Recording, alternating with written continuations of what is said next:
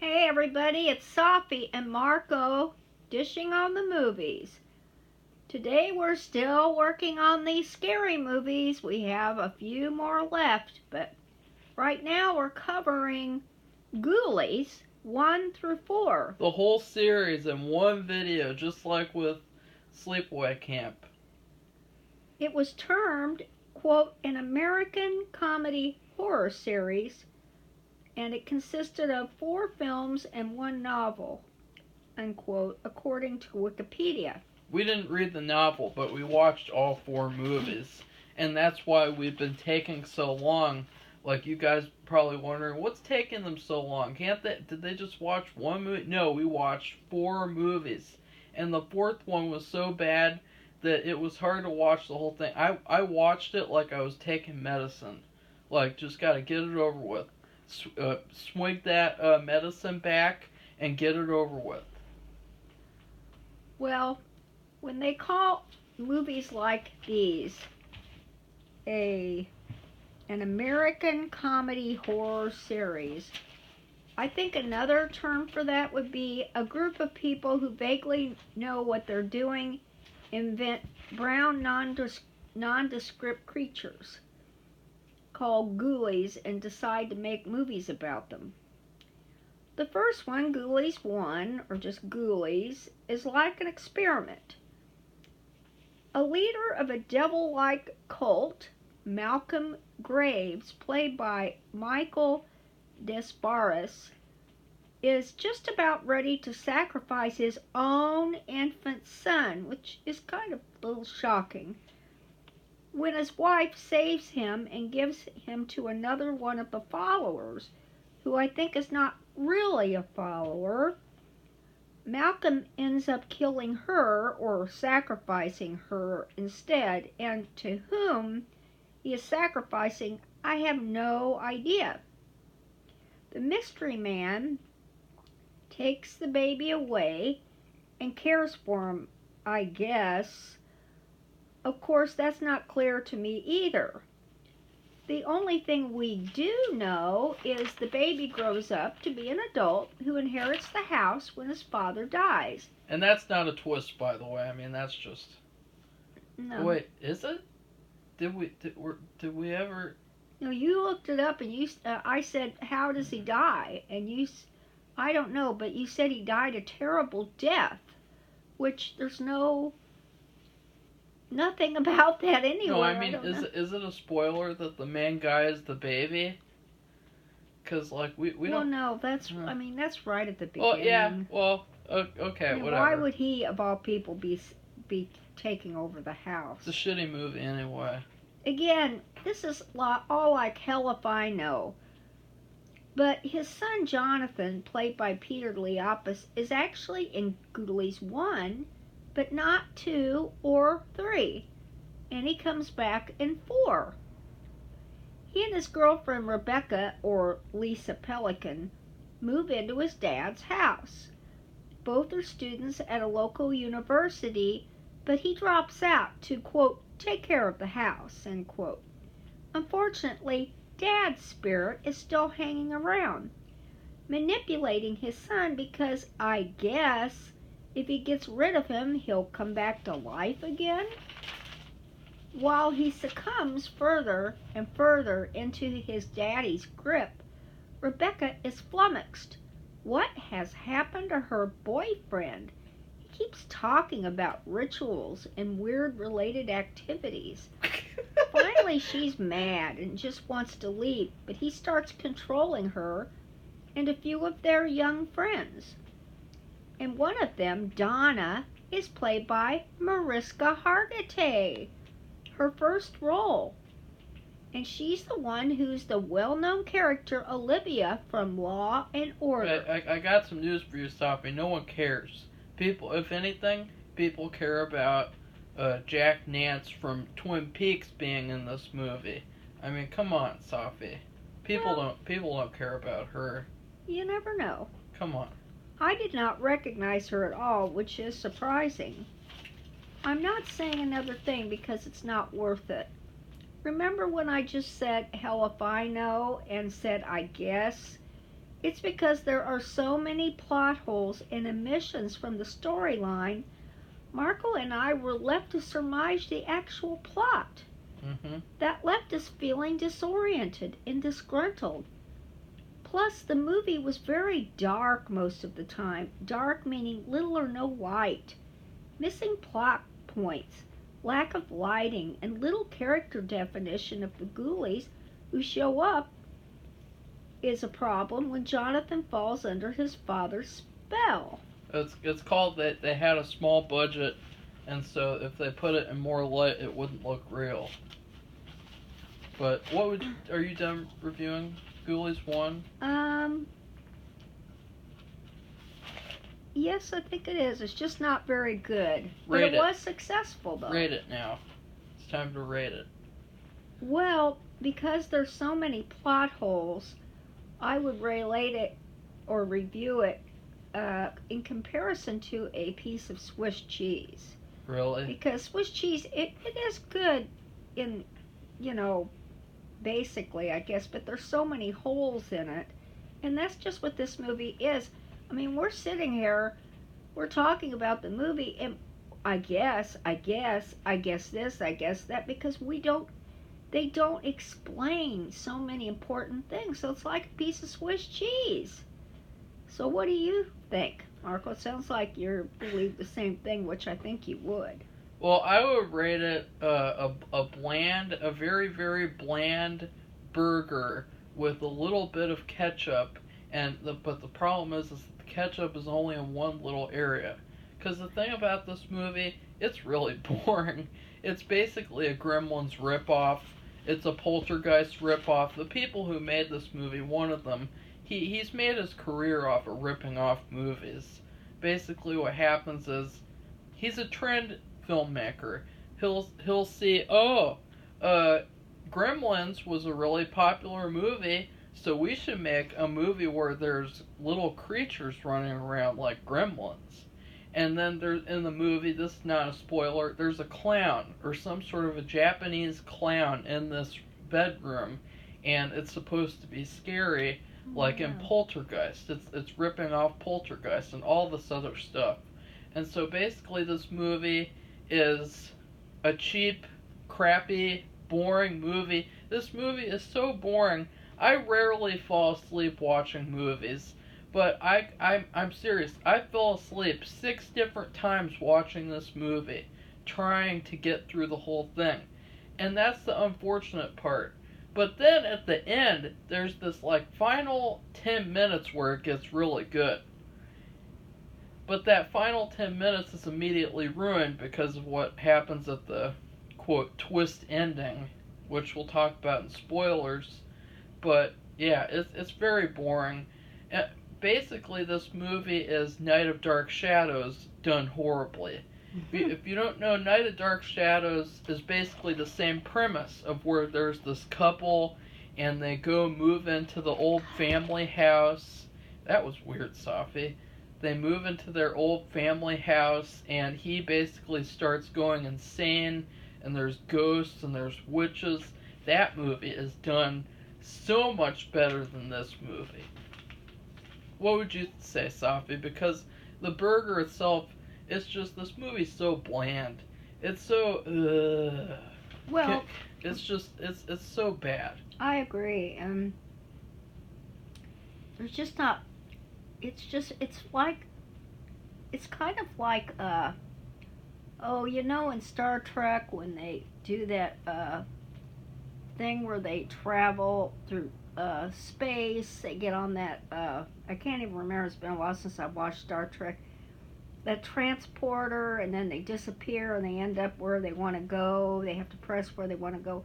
Well, it's kind of like they'll show when they're when there's a problem with the transporter and it's hard for them to come back, and you see little pieces of them, and then it fades out, and you never really, when something's really wrong, then they won't come back. They can't get them back if something's wrong with the transporter or something's happening with them. That's what it's like. It's just like, it's faint. And there's also I wasn't even thinking that clown. It is a ripoff Poltergeist. from Poltergeist. I forgot all about it because it didn't fit. I didn't think with what else was going on. That's why I say it's like they picked out like a flower bouquet that doesn't match the flowers. That picked out things from here and there and put them together. But believe it or not, it was successful in a way that they made Ghoulies too, which is amazing that it could be considered successful enough or garner enough funding and support to make another Ghoulies movie. It had potential. It has an amazing cast. All the actors are really good. Even the main actor, even though it's so boring, he's really good. The girlfriend's really good. Everyone's really good. The music is kind of a hit and miss. It's not really memorable. And what else? The set. I mean, they have this amazing creepy mansion that's like it's actually a historical monument now, and like they had some stuff. They had like all the ingredients to make a good movie, except for a good script and enough money to do some. I mean, this also another thing. It's PG-13. There's no blood or violence. It's a kids movie. This is a movie you show to a kid in first grade, and maybe he goes ah at one point, and then later on he's like, ooh, I like this movie as a kid. Ooh. There is some funny parts though. I do defend this movie more than Sophie because she hates this movie. And I said, well, wait until you see parts 2, 3, and 4, because those could be worse than this. Because you know how horror sequels are. Well, And so are you ready to do 2 now? oh no, I wanted to discuss spoilers. Spoiler alert.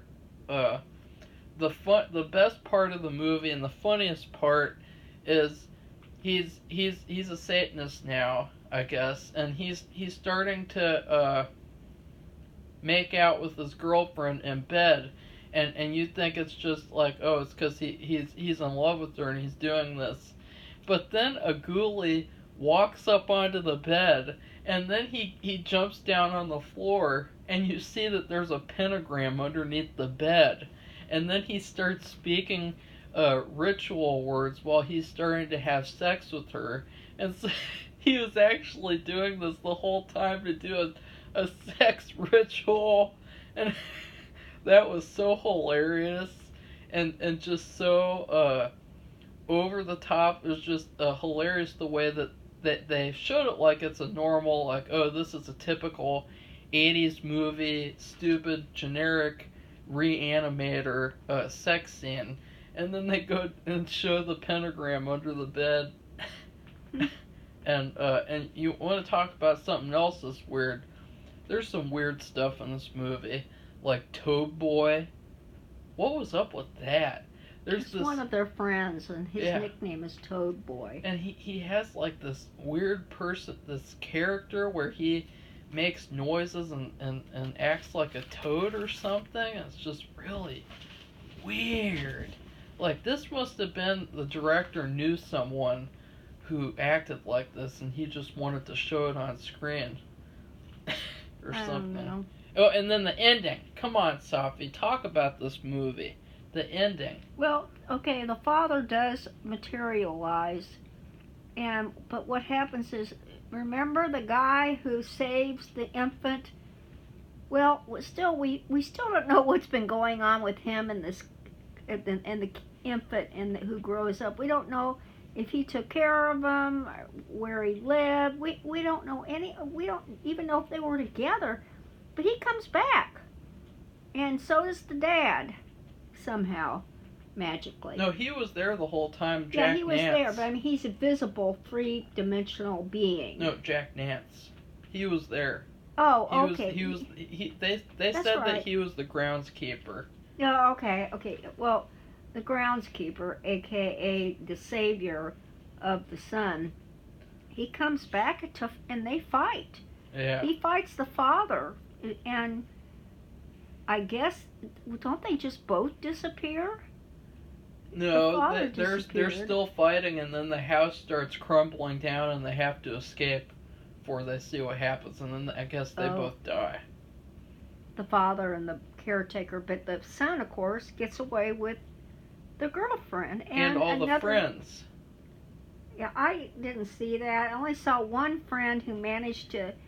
All their friends had to come to the mansion because, according to their ritual, they had to have 7 people be participants, And that was cool. and that was just enough of their friends, real good friends. And so they came to dinner, and that was weird. And it was cool. they all had They to wear did. sunglasses, Yeah. including his girlfriend, because I don't know why.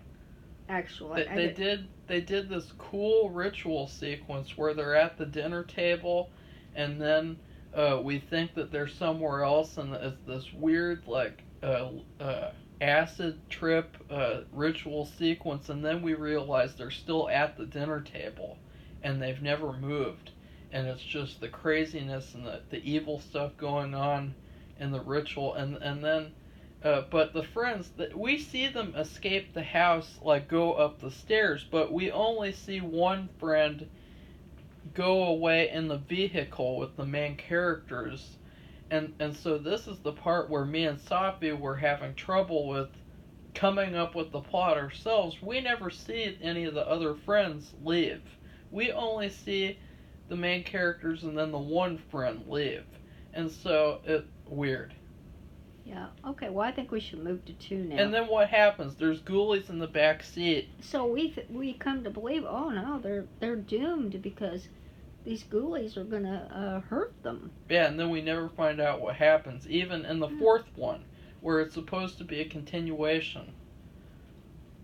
Yeah. So anyway, let's go on to the next one because we've got 3 more to do. The second one, in my opinion, I think in Marco's opinion, is the best one, and that is really strange. I mean, they actually took care to make this movie, and it's still a little,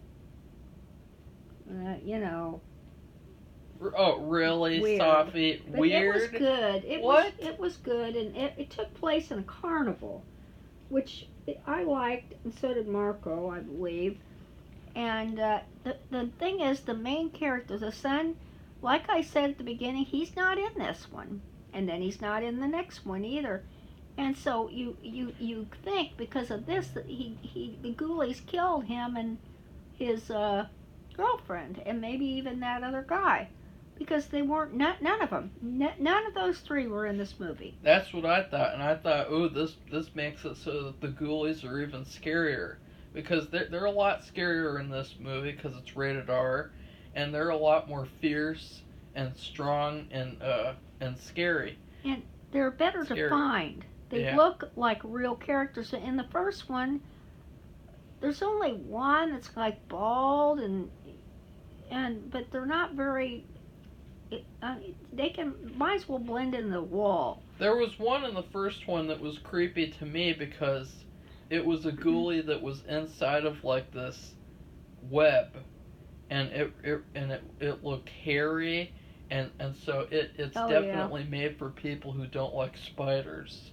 And I thought it's too bad they didn't play more with that. They could have had like instead of doing the shitty clown poltergeist ripoff, they could have covered the room in that ghoulie's webbing, and they could have had the ghoulie like sleeping in bed with the girlfriend, and then she wakes up and he kills her. That would have been so creepy. Well, they're more of a horror type character in this one because they haunt this carnival, and they hide and they kill and they threaten to kill. I mean, what they do is they really haunt the haunted house, which is apropos, but it's not just a house, it's kind of like a haunted castle, and they have all these rooms, and like they have a thing that chops off your head, and a guillotine, and they have an Egyptian room. The thing like in the Edgar Allan Poe. Pendulum. The pendulum, and has a blade. It gets lower and lower. So they have all these torture devices, and so they actually show them at one time in the movie, trying to get these people, and and but at first these kids see them and they think they call them rats, and they love them, and I guess the ghoulies like that. I don't know. It's just really weird, but it's really good though. The main characters in it, they're really good, and this is just so much better. It's just like almost the opposite of the first one. So I really liked it. How about you, Marco? What do you have to say about it? Well, I was really hesitant to watch this. I mean, I Yeah, was, after seeing the first one, yeah, I was actually thinking of just quitting the series and just reviewing 3 other movies. And so, but I decided to watch this because when I was a kid, I also I bought this. We've talked about a lot of these movies I've seen as a kid. I bought this movie at the store as a double feature with the second one, and even I fell asleep as a kid watching the first one. That's how boring of a movie it is.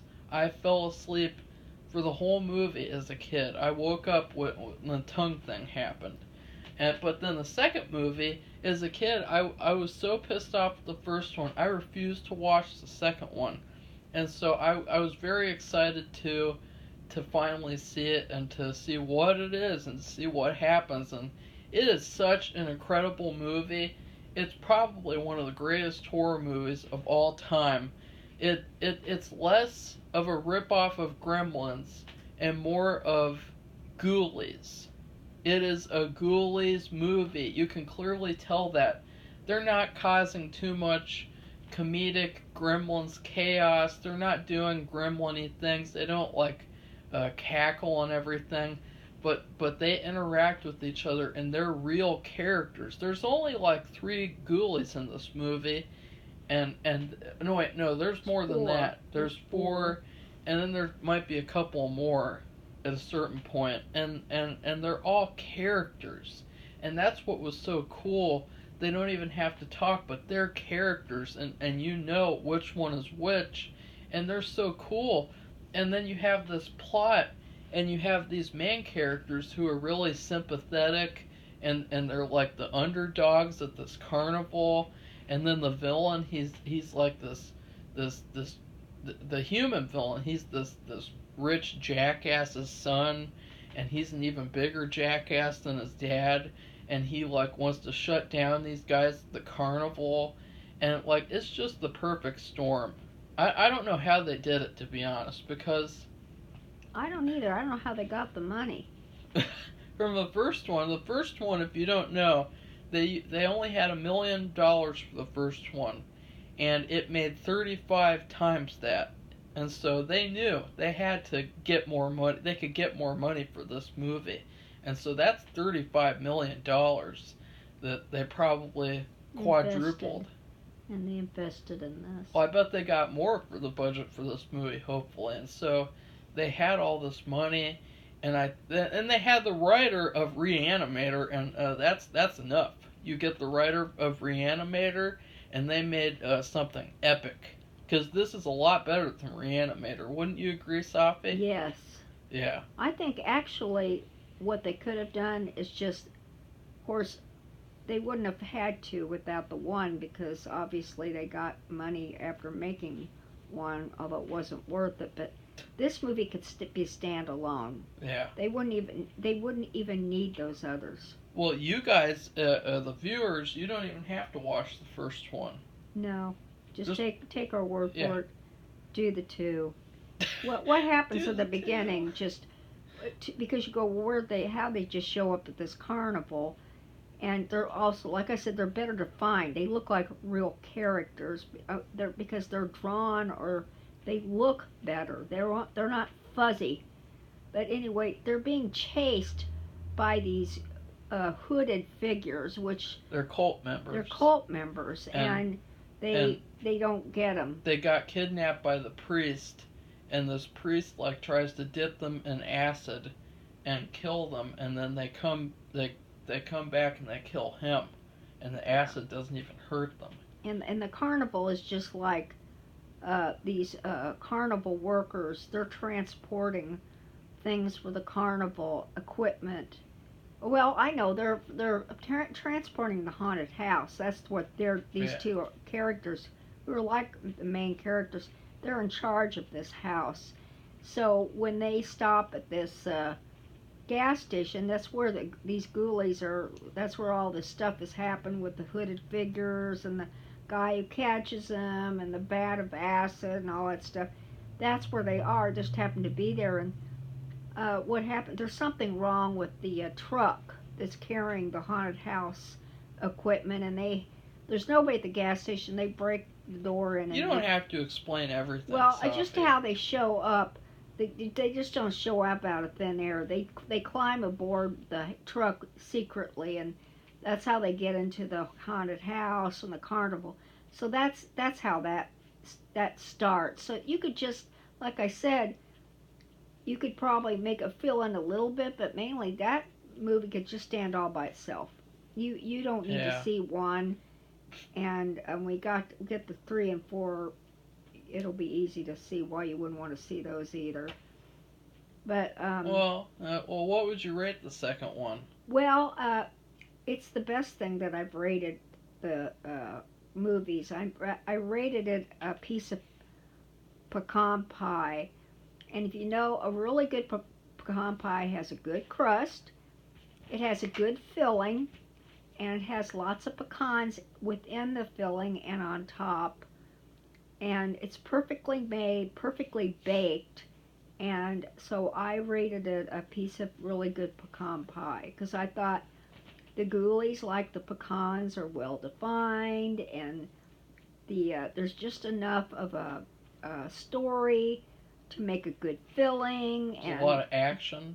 There's a lot of action, and it's actually a horror movie. Yeah, it's a horror movie. There's no, they giggle, and these kids, they don't really understand. They think they're, they think they're like robots or something, like they're part of the exhibits. They don't know that they're real beings. Nobody does at first. And they come out and they're doing all these things, and then when they start getting scary, then they see that they're not.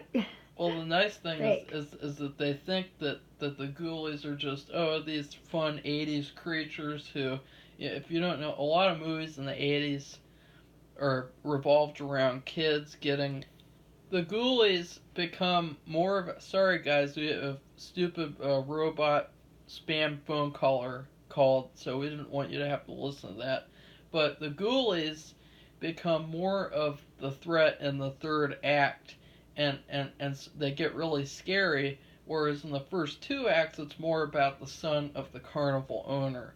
And so it's really cool. It's just constant enjoyment out of this whole movie.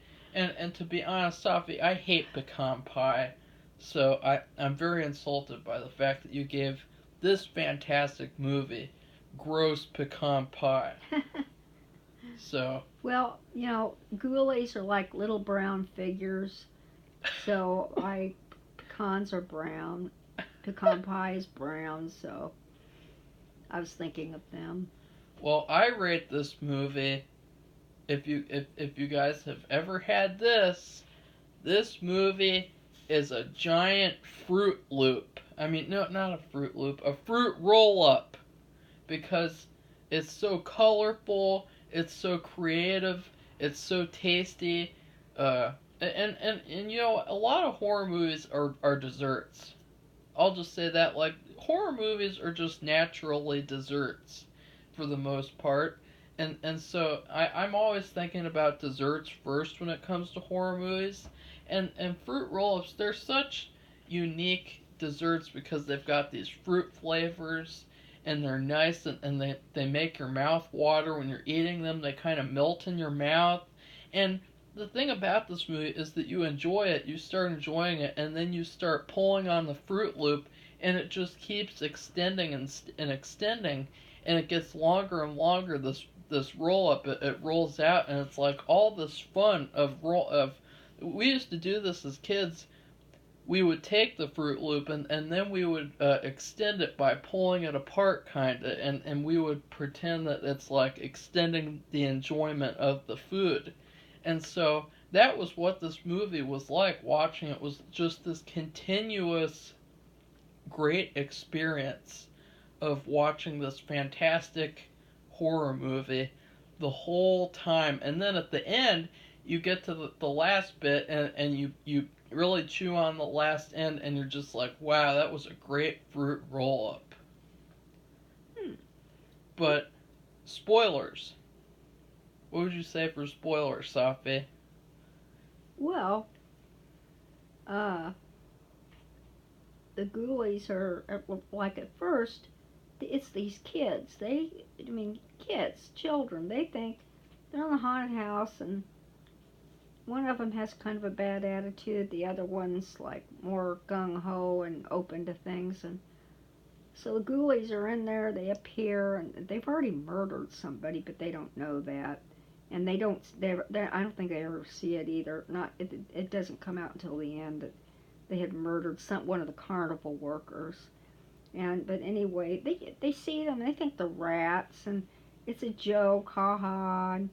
And they bring other people, so it becomes a well received attraction. Yeah. All these people want to see it because they want to see quote the rats. And what's funny is the two main characters I mentioned who were in charge of the equipment truck, the owners or people who run it, just the haunted house part. Yeah, there's a teenager, and then there's a dwarf. And they're not even aware yeah. that there's quote rats. They don't know what they're talking about. They're just happy that their attraction is gaining so many I don't know what you want to call it, participants, because they were being threatened by this new owner, which is the son of the former owner. He was like the bad guy in the movie, and he's threatening to get rid of people, get rid of attractions, and so he's kind of been threatening them. And that's what I meant by, for the first two acts, the Ghoulies were not really the villains, but that guy was. And then in the third act, they become the clear villains. And then there's also the magician guy. He's a very sympathetic character. He's like supposedly a drunk, and so he sees these ghoulies, and then they don't believe him, and he gets killed by them, and that's a great horror movie death, because his death, they just think, oh, he's a drunk and he did some stuff to kill himself. And it's actually the Ghoulies, and you realize then, the Ghoulies are evil, and they are the clear villains. And they're out of control too, because they kind of become comfortable where they are. Yeah, they like the carnival. I like the carnival a lot too. This is so much better. Remember how we were talking about the stupid 4-H club, bargain bin, carnival, and Big Top Pee Wee? Yeah. This carnival is 1,000 times better. Yeah. Even the sideshow characters, like the transvestite and the bearded woman and the bodybuilder, they're such better characters. But the only weaknesses of this movie are the love interest and then the lack of blood and gore. This movie is rated R, and there's hardly any blood and gore at all. It's very disappointing, especially the kill of the main villain, the toilet guy, the kid, the son, the owner of the carnival. He's been threatening everybody. He goes and hides out in the bathroom area.